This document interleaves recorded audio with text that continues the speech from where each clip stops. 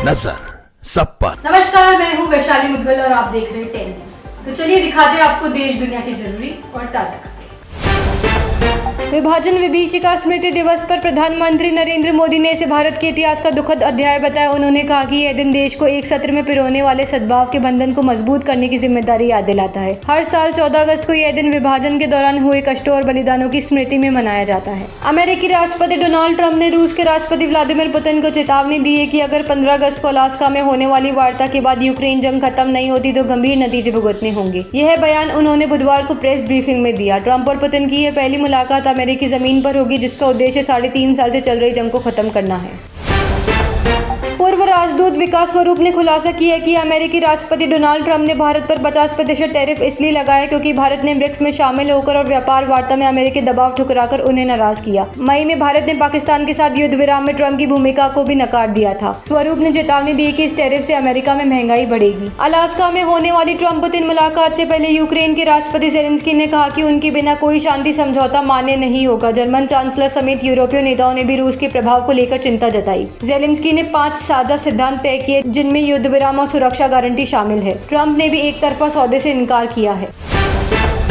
America Bharat के बीच tariff विवाद गहराने पर नई दिल्ली ने कूटनीतिक मोर्चा सक्रिय किया। राष्ट्रपति ट्रंप की रूसी तेल आयात पर आपत्ति और भारी टैरिफ लगाने के बाद विदेश मंत्री एस जयशंकर अगले सप्ताह मॉस्को जाएंगे, जहां पुतिन की भारत यात्रा की तैयारी होगी। इसी दौरान चीन के विदेश मंत्री भी दिल्ली आने वाले हैं। भारत भू राजनीतिक संतुलन साधते हुए रूस और चीन के साथ अपने संबंधों को और मजबूत कर रहा है। केंद्रीय मंत्री नितिन गडकरी ने भारत को विश्व गुरु और महाशक्ति बनाने की बात कही। अखंड भारत संकल्प दिवस पर उन्होंने युवाओं को मेहनत करने की प्रेरणा देते हुए कहा कि दुनिया आपकी सुनेगी। गडकरी ने भारत की विविधता में एकता और सशस्त्र बलों की सराहना की, साथ ही विभाजन को अप्राकृतिक बताया और एक दिन देश को अखंड बनाने का संकल्प लिया।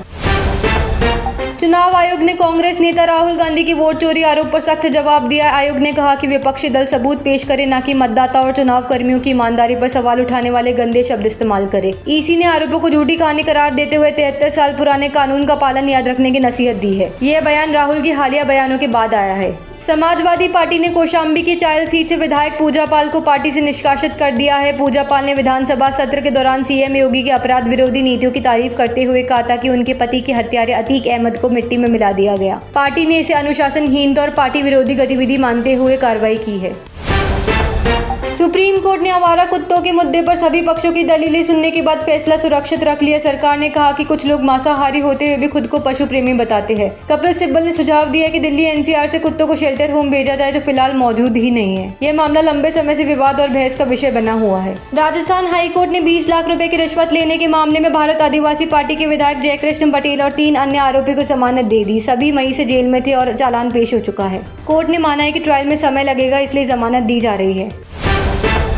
तमिल सुपरस्टार विजय ने डीएम की सरकार पर आरोप लगाया कि आधी रात को सफाई कर्मचारियों को गिरफ्तार किया गया जब वे शांतिपूर्ण प्रदर्शन कर रहे थे। विजय ने इस कार्रवाई को अमानवीय और अराजक बताया। घटना मद्रास हाईकोर्ट के आदेश के बाद ग्रेटर चेन्नई कॉर्पोरेशन के बाहर हुई, जहां 900 आंदोलनकारियों को हिरासत में लिया गया। सुप्रीम कोर्ट ने रेणुका स्वामी मर्डर केस में एक्टर दर्शन और 6 आरोपियों की जमानत रद्द कर दी। कोर्ट ने कहा कि कोई भी कानून से ऊपर नहीं और सभी आरोपियों को तुरंत हिरासत में लिया जाए। कर्नाटक सरकार ने हाईकोर्ट के जमानत आदेश को चुनौती दी थी। आरोप है कि जून 2024 में रेणुका स्वामी का अपहरण कर 3 दिन तक प्रताड़ित किया गया और फिर हत्या कर शव फेंका गया। मध्य प्रदेश के इंदौर में रिटायर्ड जज रमेश गर्ग के घर चोरी का वीडियो वायरल है। फुटेज में उनका बेटा सो रहा और पीछे नकाबपोश चोर डंडा लेकर खड़ा है। आशंका है कि चोरों ने नशीला पदार्थ छिड़का, जिससे अलार्म बजने पर भी नींद नहीं खुली। घटना रविवार सुबह की। पुलिस ने जांच शुरू कर दिया। चोरों की रणनीति को खतरनाक बताया है। गुजरात के बनासकांठा में चंद्रिका चौधरी नाम की युवती की हत्या उसके ही परिवार ने ऑनर किलिंग के तहत कर दी। चंद्रिका अपने प्रेमी से शादी करना चाहती थी, जिसे परिवार ने अस्वीकार किया। हत्या से पहले उसने प्रेमी को मैसेज भेजा, मुझे बचा लो, ये मार देंगे। यह घटना राज्य में झूठी शान के नाम पर जारी अपराधों को उजागर करती है। जम्मू कश्मीर के किश्तवाड़ जिले के पाडर के चशौटी गांव में मचेल माता मंदिर के पास बादल फटने से भयंकर बाढ़ आ गई। हादसे में 12 लोगों के मारे जाने और कई के लापता होने की आशंका है। हजारों श्रद्धालु यात्रा के लिए मौजूद थे जब फ्लैश फ्लड में लंगर और कई ढांचे बह गए। बचाव कार्य जारी, जबकि राजौरी और मेंढर में भी बादल फटने की खबर आई है। सचिन तेंदुलकर के बेटे अर्जुन तेंदुलकर ने बिजनेसमैन रवि घई की पोती सानिया चंडोक से मुंबई में सगाई कर ली। सगाई समारोह निजी रखा गया, जिसमें केवल परिवार के लोग शामिल हुए। अर्जुन घरेलू क्रिकेट में गोवा के लिए खेलते और आईपीएल में मुंबई इंडियंस का हिस्सा है।